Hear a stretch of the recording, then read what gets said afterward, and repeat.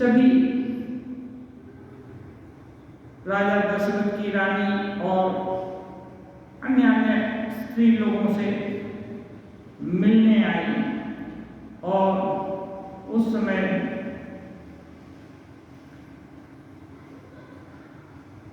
कौशल्या जी की बात सुनकर के वो बहुत मुग्ध हुई। कौशल्या जी एक ही बात करती हैं और सब तो ठीक है, मुझे भरत का ही सोच है, भरत क्या कर बैठेंगे मैं सोच नहीं पा रही, क्योंकि उनका प्रेम बहुत गूढ़ और महान है।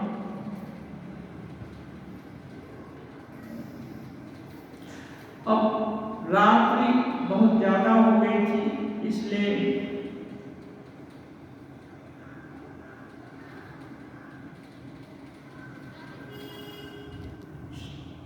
सुमित्रा जी धीरे से कहती हैं सीता जी की मां को कि अब आप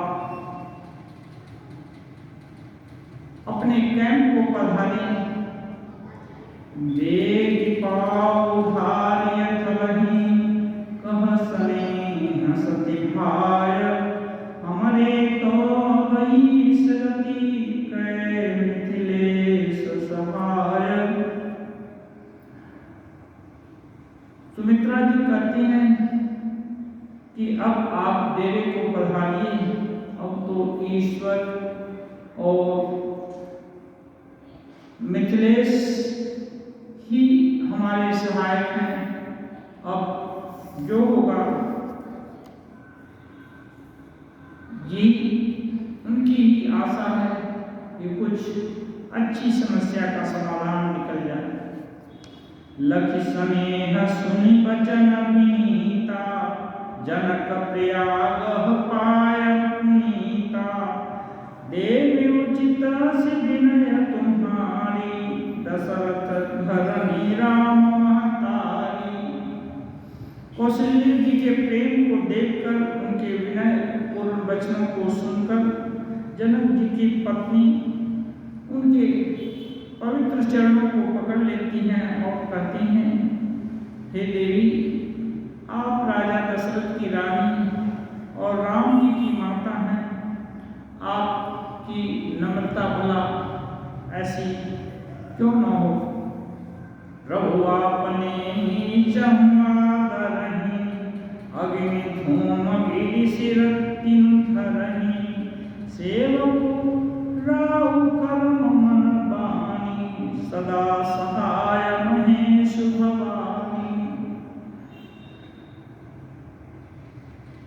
कहते हैं प्रभु अपने नीच जनों को भी आदर करते हैं, अग्नि धुएं को और पर्वत तृण को अपने सिर पर धारण करते हैं।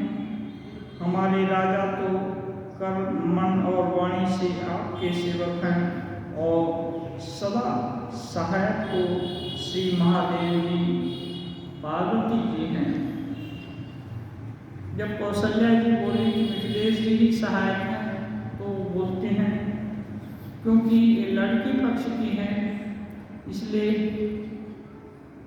बोलती हैं कि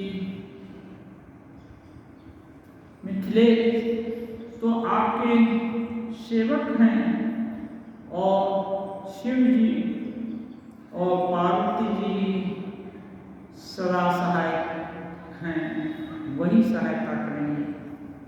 रौरे अंगुजो गुज को है, दीप सहायक दिन कर सोहे। राम जाई बन कर सुर काजो, अचला वधपुर करि नहीं राजो। कहती हैं आपका सहायक होने योग्य जगत में और कौन है।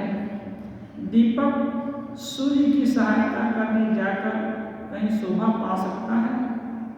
श्री राम जी वन में जाकर देवताओं का कार्य करके और पूरी में अचल राज्य करेंगे। अब जनक की धर्मपत्नी, इनको मालूम है राम जी देवता का कार्य करने के लिए आए हैं, निश्चय विश्वास है कि राम जी जाकर देवताओं का काज करके आकर फिर अवधपुरी में राज्य करेंगे। ये नहीं बोलते कि अभी राम जी वापस चले जाएंगे। माताओं का स्नेह है, वो दुविधा में पड़ी हुई है। कौशल्या माता आदि कि हो सकता है क्या निर्णय है, लेकिन सभी जानती हैं कि राम जी निश्चय के दृढ़ हैं। अस कही पग परिपीमती सिय सीत विनय सुनाई, सिय समेत सिय मातु तब चली सुयाय सुपाई। ऐसा कहकर के कि राम जी देवताओं का राज्य करके वापस आकर अवधपुरी का देवताओं का कार्य करके देवता अवधपुरी का राज्य करेंगे। ऐसा कहकर बड़े प्रेम से कौशल्या माता के चरणों में पड़कर सीता जी के लिए विनती करके और आज्ञा पाकर सीता जी को लेकर, क्योंकि मातृपक्ष की भी माताएं आई हुई थी, सीता जी को ले जाकर सभी से भेंट कराने के लिए ले गई। प्रिय परिजन ही मिली बैदेही, जो जहि जो भांति तेहि तेहि, तापस देश जानकी देखा, भासव विकल विषाद विसेखी, जनक राम गुराय सुपाई, थले चले थलहि सिय देखिया देखी आई, जिन्हि लायुर जनक जानकी, पाहुनि पावन प्रेम पानकी। सीता जी को लेकर माता जी अपने डेरे को आई, तो यहाँ जिन्होंने भी तपस्वी वेश में सीता जी को देखा, सभी बहुत दुखी हो गए, क्योंकि सीता जी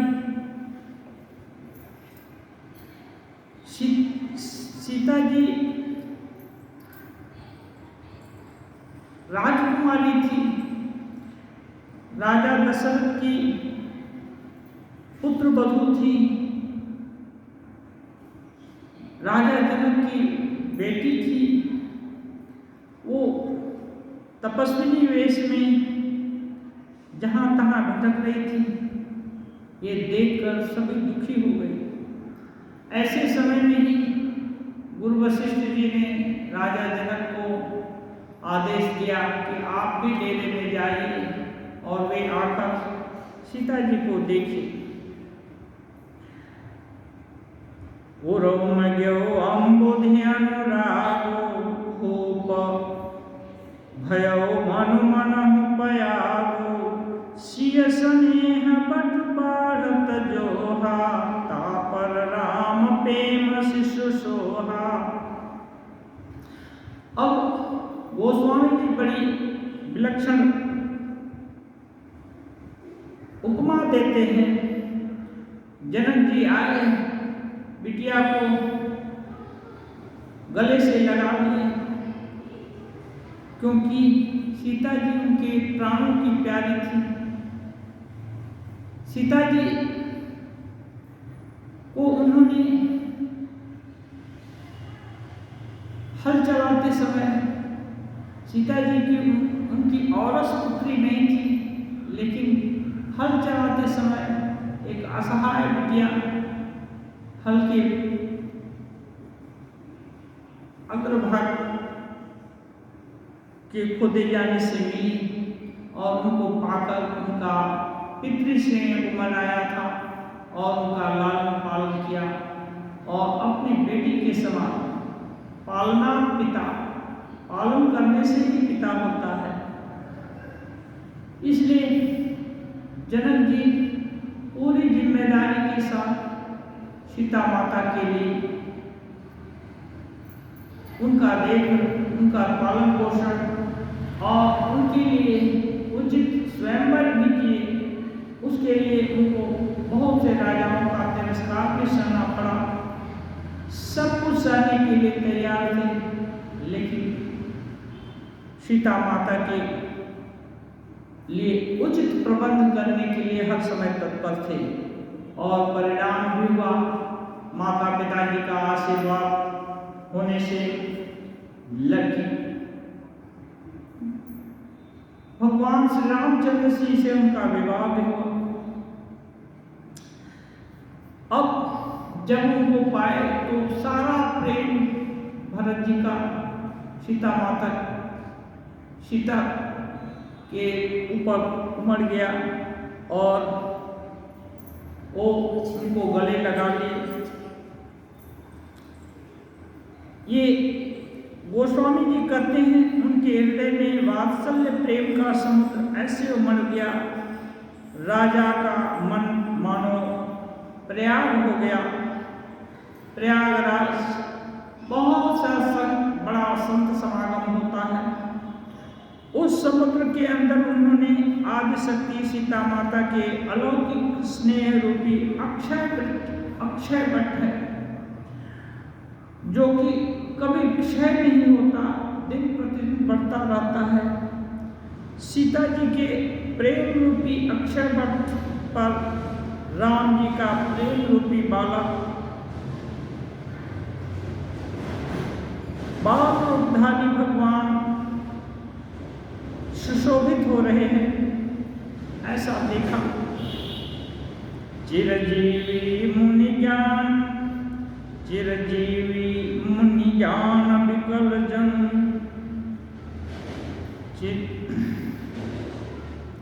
बूढ़त लेहो बालावलंबन, मोह मगन मति नहीं विदेह की, महिमा से रघुबर स्नेह की।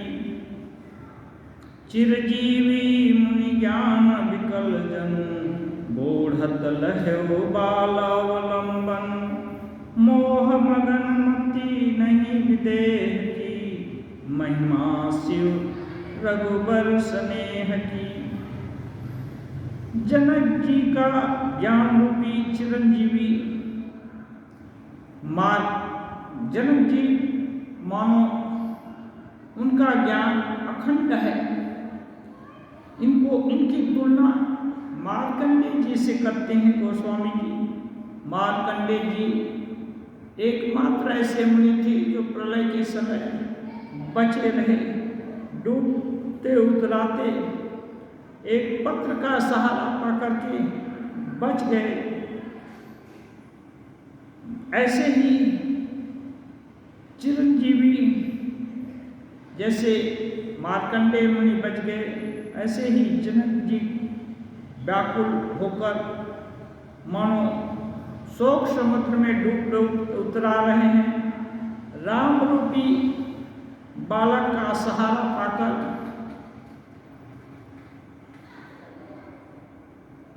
जनक जी मानो बच गए। वस्तुतः विदेह राज की बुद्धि मोह में कभी ग्रसित नहीं होती। ये तो श्री सीताराम जी के प्रेम की महिमा है, जिसने उनको देख करके व्याकुल कर दिया था। सियपितु मातु स्नेह बस, विकल न सकी संहारी, धरनी सुता धीरज धर्यो, समौ सुधर्म विचारी। पिता माता के प्रेम के मारे सीता जी ऐसी विकल हो गई कि अपनी को संभाल नहीं सकी। पृथ्वी की कन्या सीता जी ने समय और सुंदर धर्म का विचार कर धैर्य धारण किया। तापस देश जनक सिय देखी, भयो प्रेम परितोष विसेखी, पुत्री पवित्र की कुल दो, सुजस धवल जब कह सबको।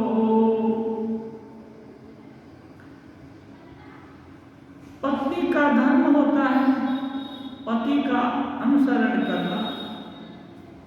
ये त्रेता युग की बात है। उस समय का एक पति ही पत्नी के लिए परमेश्वर हुआ करती थी। इसलिए सीता जब राम जी वन को गए और तपस्वी का वेश धारण किए, तो सीता जी भी तपस्वी का वेश धारण करके उनके साथ हैं। यह देख करके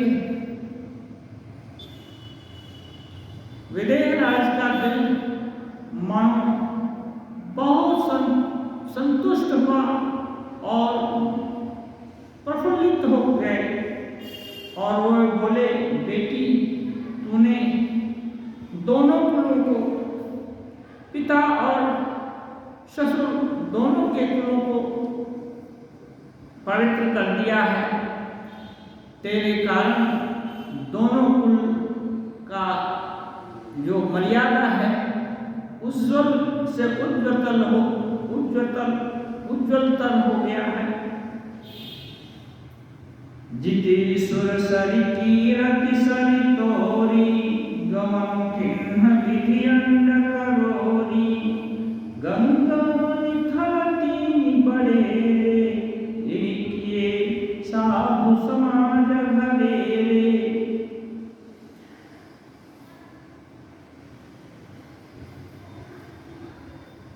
मिथिलेश जनक जी कहते हैं, तेरी कीर्ति रूपी नदी देवरूपी गंगा जी को भी पार कर गई। गंगा जी एक पृथ्वी पर ही हरिद्वार, प्रयाग और गंगा सागर को बड़े तीर्थ के रूप में बनाई, लेकिन तेरी कीर्ति संत समाज रूपी बहुत से तीर्थ स्थान बना दिए। पितु कह सत्य स्नेह सुबानी, सीय सकुच महु महु समानी, पुनि पितु मातुलिन्हि उरलाई, सिक आशीष हित दीन्हि सुहाई। पिता जनक जी जब स्नेह से ये आदर्श वाक्य बोल रहे थे, तो अपनी बड़ाई को सुनकर सीता जी बड़े संकोच में पड़ गई। फिर माता पिता दोनों ने उन्हें हृदय से लगाया और हित भरे सुंदर सीख और आशीर्वाद दिए। कहते न सीय सकुच मन माही, यहाँ बसवर जनी फल नाही, लखी रूपरानी जमायो लाओ, हृदय सराहत सील सुभाओ। अब रात और बढ़ गई।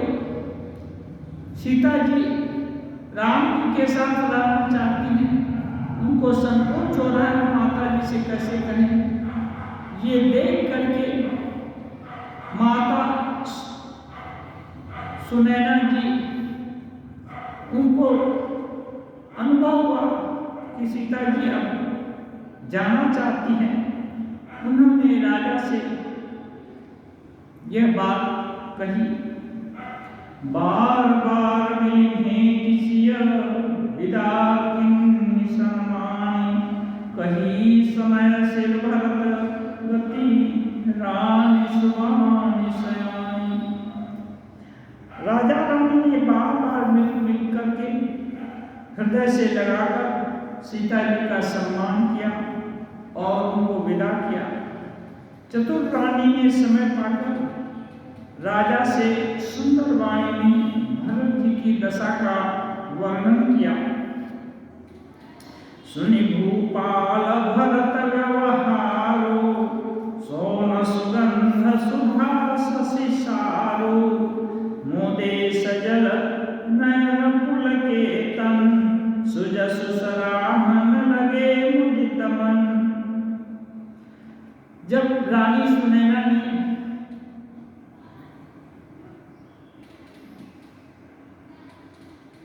भरत जी के सुंदर स्वभाव का वर्णन किया, तो उसको सुनकर राजा का मन बहुत पुलकित हो गया सोने में सुगंध यानी समुद्र से निकली हुई सुधा में चंद्रमा के समान अमृत के समान भरत जी का व्यवहार सुनकर राजा प्रेम से विवल होकर प्रेमाश्रुओं से भरे नेत्रों को बंद कर लिए। मानो वे भरत के प्रेम में ध्यानस्थ हो गए। उनका शरीर पुलकित हो गया। मन आनंदित होकर भरत के यश की सराहना करने लगा। सावधान सुमुखी सुलोचनी भरत कथा भवबंध विमोचनी धर्मराज नय ब्रह्म विचारो या जथामपि मोर प्रचारो। जनक जी कहते हैं, हे सुमुखी, सावधान होकर सुनो। भरत की कथा संसार बंधन से छुड़ाने वाली है। धर्म, राजनीति और ब्रह्म विचार, इन तीनों विषयों में अपनी बुद्धि के अनुसार मेरी थोड़ी बहुत गति है, अर्थात मैं इस संबंध में बहुत कुछ जानता हूँ। सोमति मोरि भरत महिमानी कहे काह छलि छुअति न छानी। विधि गणपति अधिपति शिव सारद कवि कोविद बुध बुद्धि विशारद। जनक जी कहते हैं, वह मेरी बुद्धि धर्म, राजनीति और ब्रह्म ज्ञान में प्रवेश करने वाली है। यह मेरी बुद्धि भरत जी की महिमा का वर्णन तो क्या करे, छल करके भी उसकी छाया तक को नहीं छू पाती। ब्रह्मा जी, गणेश जी, शेष जी, महादेव जी, सरस्वती जी, कवि, ज्ञानी, पंडित और बुद्धिमान भरत चरित कीरति करतूति धर्मशील गुण विमल विभूति समझत सुनत सुखद सब काहू सुचि सुरसरि रुचि निदर सुधाहु। एक सभी ज्ञानी, पंडित, बुद्धिमान सब किसी को भरत जी के चरित्र, कीर्ति करनी, धर्म, शील, गुण और निर्मल ऐश्वर्य समझने में और सुनने में सुख देने वाले हैं और पवित्रता में गंगा जी का तथा स्वाद यानी मधुरता में अमृत का भी तिरस्कार करने वाले हैं। ये भरत जी के ऐसे गुण हैं। निरवधि गुण निरुपम पुरुष भरत समजानी कहिय सुमेरु की शेर समा कवि कुलमती सकुचानी। और आगे कहते हैं, भरत जी असीम गुण संपन्न और उपमा रहित पुरुष हैं। भरत के समान बस भरत ही हैं ऐसा जान। सुमेर पर्वत को क्या शेर के बराबर कर सकते हैं? इसलिए उन्हें किसी पुरुष के साथ भरत की उपमा नहीं की जा सकती। कवि समाज की बुद्धि भी भरत की उपमा देने में सकुचा जाती है। अगम सबहि बरनत बर बरनी जिमि जलहीन मीनु गम धरणी भरतामित महिमा सुमुरानी जानहि राम न सकहि बखानी। करें हे श्रेष्ठ वरवर्णिनी, भरत की महिमा का वर्णन करना सभी के लिए वैसे ही अदम है जैसे जल रही पृथ्वी पर मछली का चलना। हे रानी सुनो, भरत की अपरिमित महिमा को एक राम जी ही जानते हैं, किंतु वे भी उनका वर्णन नहीं कर पाते।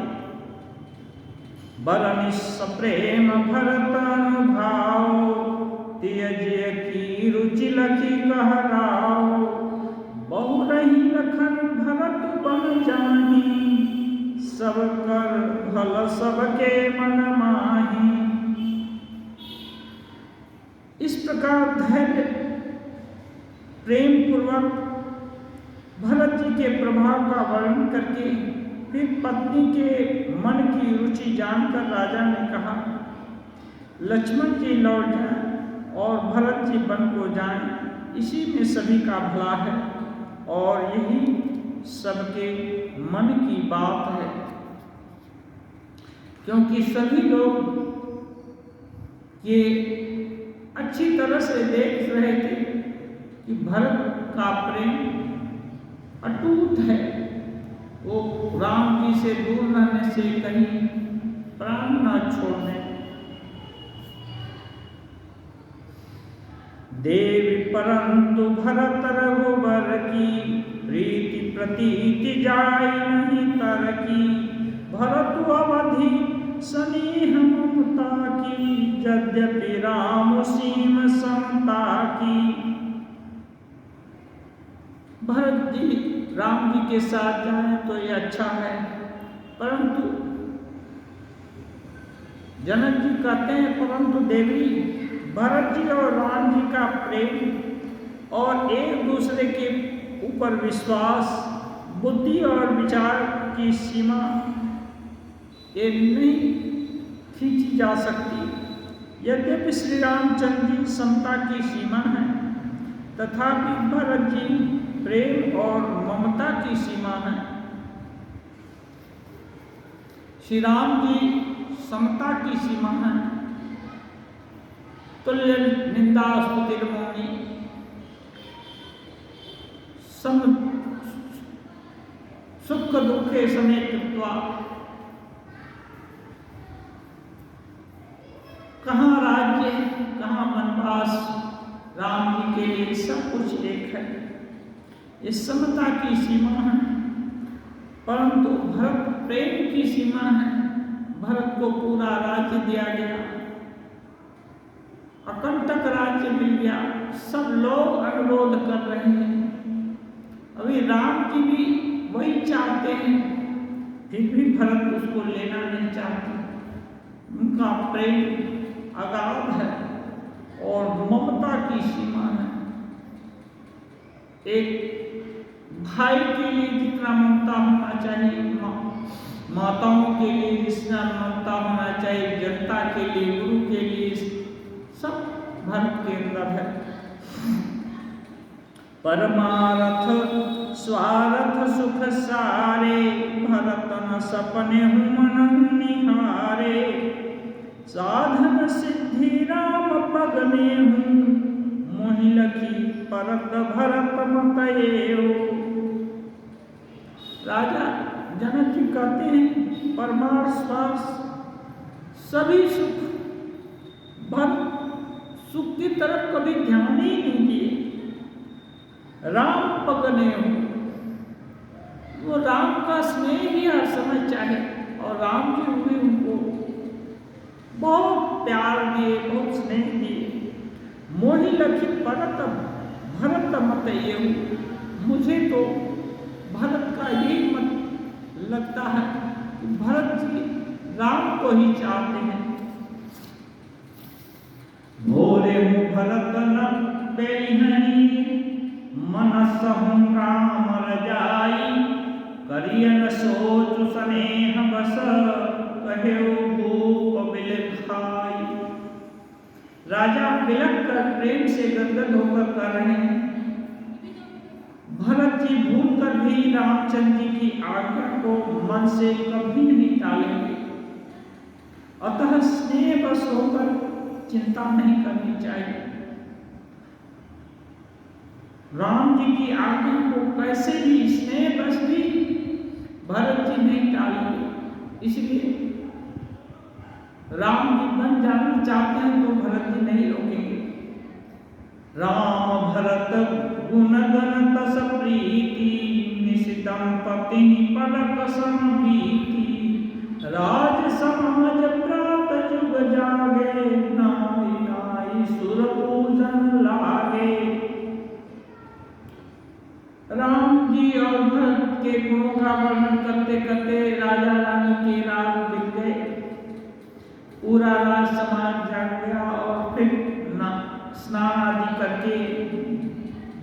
देवताओं लोगों की वंदना की।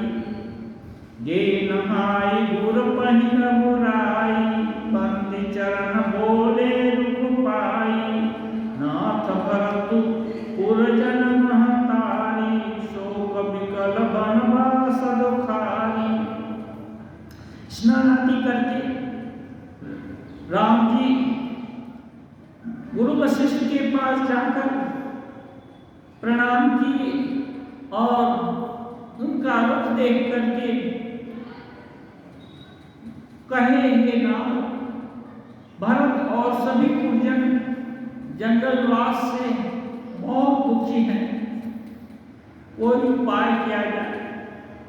सहित समाज राव मिथिलेशु, बहुत दिवस भय सात कलेशु। उचित होई सोई कीजिए नाथा, हित सबई कर रे हाथा। पूरे समाज में गुरु वशिष्ठ जी सबसे वरिष्ठ और गरिष्ठ हैं और ब्रह्मिष्ठ हैं। ब्रह्म का ज्ञान कर उनके मुट्ठी में है, इसलिए गुरु वशिष्ठ जी सबसे श्रेष्ठ हैं। इसलिए कहते हैं ये मिथिला नरेश भी सबके साथ कष्ट सह रहे हैं। आपके ही हाथ में बंदोबस्त है, आप कोई उपाय कीजिए जिनसे इन सभी का कष्ट दूर हो। अस कही अति सकुचेर रघुराव, मुनि कुल के लखीशील स्वभाव। ऐसा कहकर के राम जी को संकोच हुआ कि अब मुनि क्या आदेश देते हैं। तब मुनि बड़े प्रसन्न होकर कहे, तुम्हारा शील स्वभाव इतना सुंदर, इतना मधुर, इतने विनयी, ये शील तुम्हारे ही योग्य है। ये सुनकर ये कह करके गुरु वशिष्ठ जी पुलकित हो गए। तुम बिनु राम सकल सुख साजा, नरक सरिस दुराज समाजा। कहते हैं, हे राम, तुम्हारा ऐसा शील स्वभाव है कि तुम्हारे बिना कोई भी सुख किसी को भला कैसे हो सकता है, और सुख में कहाँ आनंद है। तुम्हारे बिना सभी सुख नरक के ही समान है। प्राण प्राण के जीव सुख के सुख नाम, तुम तजी तात सुहात गृह, जिनहि तिनहि विधि पाम। कहते हैं, हे राम, तुम प्राणों के भी प्राण हो, आत्मा की भी आत्मा हो, और सुख के भी सुख हो। तुमको छोड़ करके यदि किसी को कहीं सुख दिखाई देता है तो विधाता ही उसके विपरीत है। सो सुख करम धर्म जल का जाओ, जान राम पद पंकज भाओ। कहते हैं, वह सुख, वह कर्म, वह धर्म जल कर राख हो जाता है जहाँ राम जी का पद पंकज न हो। जो उपजे ज्ञान अज्ञान, जहाँ नहीं राम प्रेम प्रधान। जिसमें श्री राम के प्रेम की प्रधानता नहीं है, वह योग भी कुयोग है, वह ज्ञान भी अज्ञान है। जहाँ राम के चरण कमलों में प्रेम नहीं, वह सुख, कर्म और धर्म जल ही जाए तो अच्छा है। तुम बिनु दुखी सुखी तुम तेहि, तुम जानो जिय जो जहि केहि। राहु राय सुशील सबहि के, विदित कृपालहि गति सबनी के। गुरु वशिष्ठ जी कहते हैं, तुम्हारे बिना ही सब दुखी हैं, और जो सुखी हैं वह तुम्ही से सुखी हैं। जिस किसी के जी में जो कुछ है सब तुम जानते हो, इसलिए आपकी आज्ञा ही सबके सिर माथे पर है। आप सभी की स्थिति को अच्छी तरह से जानते हो। आप जो आज्ञा दो सभी वही कहेंगे। आपो आश्रम ही धार्य पाओ, भयो स्नेह शिथिल मुनि राव, कर प्रणाम तब राम सधाए, सिधर वीर जनक पै आए।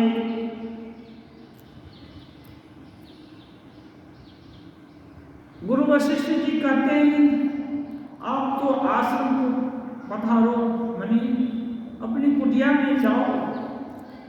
इतना कहकर के मुनि जी, गुरु वशिष्ठ जी प्रेम से शिथिल हो गए। तब श्री रामचंद्र जी प्रणाम करके चले गए और गुरु वशिष्ठ जी जनक जी के पास आए। राम बचन गुरु निपहि सुनाए, शील स्नेह सुभाय सुभाए, महाराज कीजिय सोई, सब कर धर्म सहित हित होई। वशिष्ठ जी जनक जी के पास जाकर के राम जी के स्नेह और स्वभाव सबका वर्णन किए और कहे, महाराज आप ही वरिष्ठ हैं, आप कोई धर्म और कर्म का निचोड़ निकाल करके कुछ ऐसा समाधान कीजिए जिससे सबका हित हो। ज्ञान निधान सुजान सुचि, धर्म धीर नरपाल, तुम बिनु असमंजस समना, को समर्थ एक काल। कहते हैं, हे राजन, तुम ज्ञान के भंडार, सुजान, पवित्र और धर्म में धीर हो। इस समय तुम्हारे बिना इस दुविधा को दूर करने में कौन समर्थ है? दुविधा क्या है?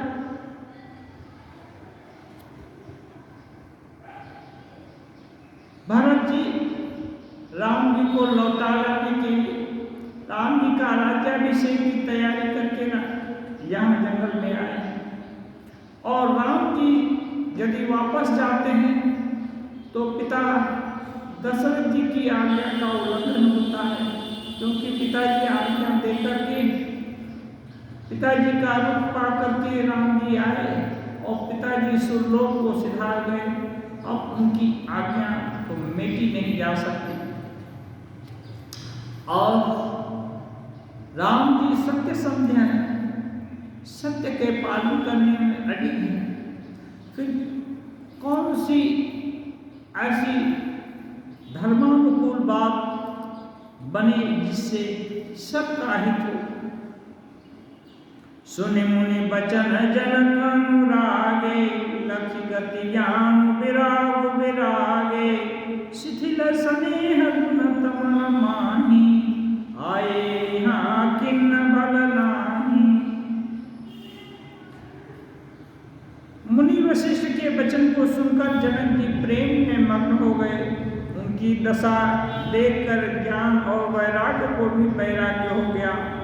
माने उनके ज्ञान वैराग्य भी मानो छूट से गए। वे प्रेम से शिथिल हो गए और मन ही मन विचार करने लगे कि यहाँ आकर अच्छा नहीं हुआ, अब सब जन मेरे ही मत्थे आ गया।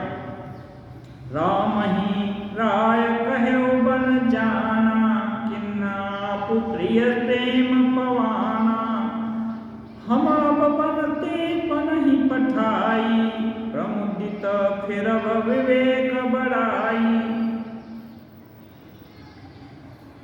दशरथ जी सोचते हैं, जनक जी सोचते हैं, राजा दशरथ ने राम जी को बन जाने के लिए कहा और स्वयं अपने प्रिय के प्रेम को प्रमाणित करने के लिए प्राण त्याग दिए, परंतु हम अब इन्हें वन से और गहन वन में जाने को कह करके अपने विवेक की बड़ाई में आनंदित होकर लौटेंगे। हम श्री राम जी को वन में छोड़कर चले आए, दशरथ जी की तरह मरे नहीं, यही तो हमारा दुर्भाग्य होगा। तापस मुनि महिषुर सुनि देखी, भय प्रेम बस विकल विषेखी। समौ समुझी धर धीरज राजा, चले भरत पहि सहित समाजा। क्योंकि जनक जी अच्छी तरह से जानते हैं राम जी दशरथ जी की आज्ञा से वन को आए हैं। अब भलाई धर्म तो इसी में है कि राम जी दशरथ जी की आज्ञा का पालन करें, और यदि इसको हम सपोर्ट करते हैं तो इसका मतलब घन से घनतर वन में हम उनको भेजने आए हैं। इसलिए तपस्वी मुनि और ब्राह्मण यह सब सुनकर और प्रेम बस होकर बहुत व्याकुल होने लगे। समय का विचार करके राजा जनक जी धीरज धारण करके भरत जी के पास गए। भरत आई आगे भई लीन्ही, अवसर सरिस सुवासन दीन्ही। तात भरत कह तेरहु तिलाओ, तुम्हि विदित रघुवीर सुभाओ। भरत जी के ऊपर गुरु वशिष्ठ जी का भी स्नेह है, प्रेम है, और राम जी का उनके ऊपर प्रेम है, और जनक जी भी सब देख सुन करके इसी खेमे में आ गए हैं। वो भी उनके प्रेम से पुलकित हैं, इसलिए सोचते हैं शायद भरत जी के यहाँ ही समाधान होगा। भरत जी आते हुए देखे जब जनक जी को, तो आगे बढ़कर उनका आह्वान की और समयानुकूल आसन बैठने का स्थान दिए। राजा जनक जी कहते हैं, हे तात, तुमको राम जी का स्वभाव अच्छी प्रकार मालूम है। राम सत्य धर्मरत, सब कर शील स्नेहो। संकट सात सको जग कहिय, जो आय सुदेहु।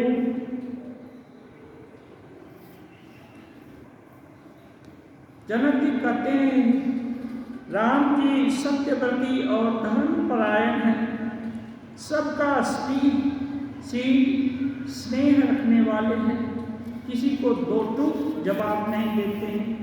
वे संकोच पर संकट सह रहे हैं, अब तुम जो आज्ञा दो वह उनसे कही जाए। सुनितन पुलक नयन भरी बारी, बोले भरत धीर धरि भाई। प्रभु प्रिय पूज्य पिता समाओ, कुल गुर समहित मायन बाबू। ये भरत जी को जब जनक जी कहते हैं, अब तुम जो आज्ञा करो वह राम जी को बोला जाए, तो ये सुनकर भरत जी का शरीर पुलकित हो जाता है, उनके नेत्रों में आंसू भर जाते हैं और धैर्य धरकर बोलते हैं, हे भगवान, हे प्रभु, आप हमारे पिता के समान और पूज्य हैं। कुल गुरु वशिष्ठ जी के समान हितैषी और माता पिता के जैसे ही हैं।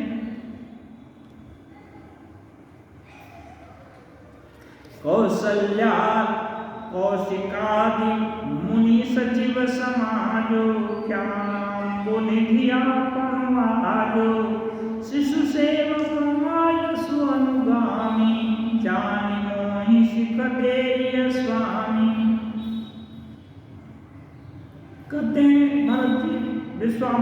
जी आदि मुनियों और मंत्रियों का समाज है और आज के दिन ज्ञान के समुद्र आप भी उपस्थित हैं।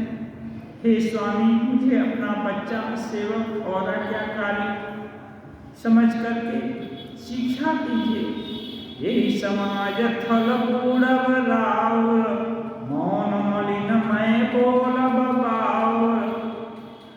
छोटे बदन कहूँ बड़ी बाता, क्षमा बता तलखि बाम विधाता। भरत जी कहते हैं, इस समाज और पुण्य स्थल में जहाँ आप जैसे ज्ञानी पूज्य लोग हों, आइए पूछें। इस पर यदि मैं मौन रहता हूँ तो मैं मलिन बुद्धि समझा जाऊंगा और यदि बोलूं तो मेरा बोलना पागलपन होगा, क्योंकि ये छोटी बड़ी बात होगी। हेता विधाता को प्रतिकूल जानकर मुझे क्षमा कीजिए। आगम निगम प्रसिद्ध पुराना, सेवा धर्म कठिन जग जाना। स्वामी धर्म स्वार्थ ही विरोधु, बैरु अंध प्रेम ही न प्रबोधु। भरत जी कहते हैं, वेद शास्त्र और पुराणों में प्रसिद्ध है और जगत जानता है कि सेवा धर्म बड़ा कठिन है। स्वामी धर्म के में यानी स्वामी के प्रति कर्तव्य पालन में और स्वार्थ में विरोध हो, दोनों एक साथ निभ नहीं सकते। वैर अंधा होता है और प्रेम को ज्ञान नहीं रहता। मैं स्वार्थ बस कहूँगा या प्रेम बस, दोनों ही में भूल होने का भय है। राखी राम रुख धर्म व्रत, पराधीन मोहि जानी। सबके सम्मत सर्वहित, करिय प्रेम पहचानी। अतएव मुझे पराधीन जानकर मैं या तो स्वार्थ के बस बोलूँगा या तो प्रेम के बस, दोनों ही स्वार्थ को कर्तव्य पालन नहीं मालूम और प्रेम अंधा हो जाता है। इसलिए मुझे पराधीन जानकर श्री रामचंद्र जी के रुख, रुचि, धर्म और सत्य के व्रत को रखते हुए जो सबके सम्मत और सबके लिए हितकारी हो, आप सबका प्रेम पहचान कर वही कीजिए। भरत बचन सुनि देखि सुभाव, सहित समाज सराहत राव। सुगम रम मृदु मंजु कठोरे, अर्थ अमित अति आखर थोरे। भरत जी के वचन सुन करके और उनका स्वभाव देखकर राजा जनक समाज के साथ बड़े प्रसन्न हुए और उनकी सराहना करने लगे। भरत जी की वाणी सुगम और अगम, सुंदर और कोमल और कठोर भी है। उनमें अक्षर थोड़े हैं परंतु अर्थ अपार है। जो मुकुर मुकुरु निज पानी, गई न जाई असदभुत बानी। भूप भरतु मुनि सहित समाजो, गे जहाँ विबुध कुंद द्विजराजो। गोस्वामी जी कहते हैं, जैसे मुख का प्रतिबिंब दर्पण में पड़ता है और दर्पण हाथ में है, फिर भी वह मुख का प्रतिबिंब पकड़ा नहीं जाता। इसी प्रकार भरत की अद्भुत वाणी भी पकड़ में नहीं आती, शब्दों से उसका आशय समझ में नहीं आता, किसी से उत्तर देते नहीं बनता। तब राजा जनक जी, भरत जी तथा मुनि वशिष्ठ जी समाज के साथ वहाँ गए, जहाँ देवता रूपी कुंडों को खिलाने वाले, सुख देने वाले चंद्रमा श्री रामचंद्र जी विराजमान थे। सुनि सुधि सोच विकल सब लोगा, मनहुमीन गण नव जल जोगा। देव प्रथम कुल गुर गति देखी, निरखि विदेह स्नेह अभिषेकी। यह समाचार सुनकर सब लोग सोच और संकोच से व्याकुल हो गए। जैसे पहली वर्षा के जल के संयोग से मछलियां व्याकुल हो जाती हैं। देवताओं ने पहले कुलगुरु वशिष्ठ की प्रेम विवल दशा देखी, फिर विदेह राज जी के स्नेह को देखा। राम भगतिमय भरत निहारे, सुर स्वारथी हरि हारे। सबको राम प्रेममय देखा, लेख सोच बस लेखा। गोस्वामी जी कहते हैं, जब देवता लोग ऐसी स्थिति में देखे विदेह जी का स्नेह और वशिष्ठ जी की विवल दशा और भरत जी का राम जी के ऊपर स्नेह, तब श्री राम भक्ति से ओतप्रोत भरत जी को देख करके इन सब स्वार्थी देवताओं के दिल में घबराहट हो गई। उन्होंने सब किसी को श्री राम कृष्ण चंद्र में सराबोर देखा। इससे देवता लोग बड़े संकोच में हो गए, उनको कोई हिसाब नहीं दिखा। राम स्नेह सकोच बस, कह सचोच सुरराज।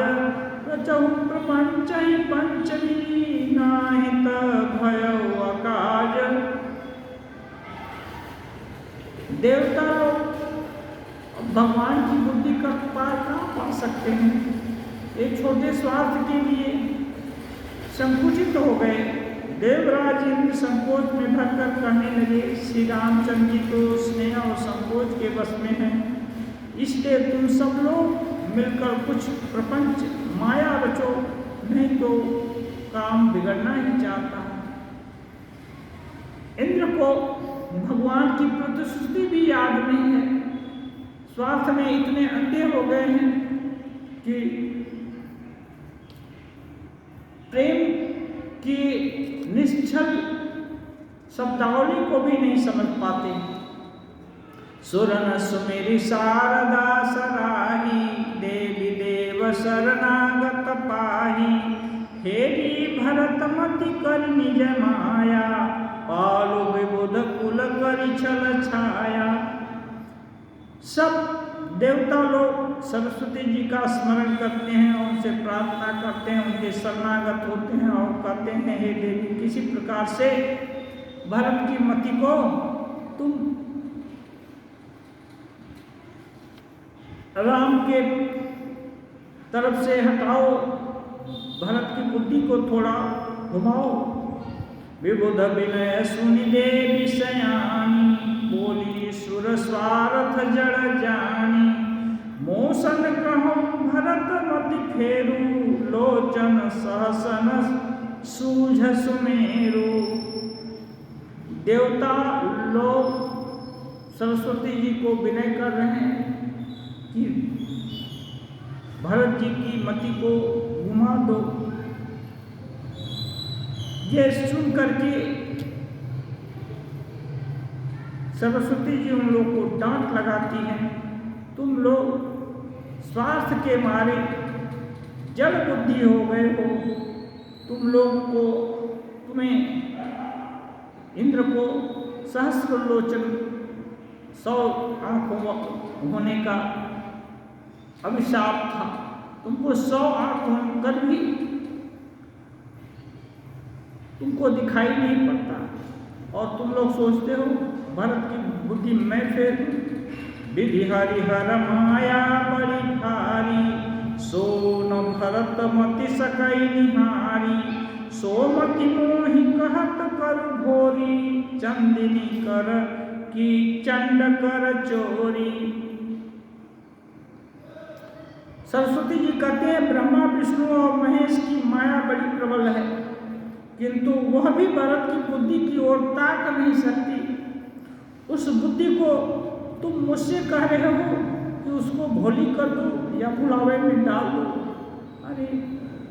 अरे चांदनी कहीं प्रचंड किरण वाले सूर्य को चुरा सकती है?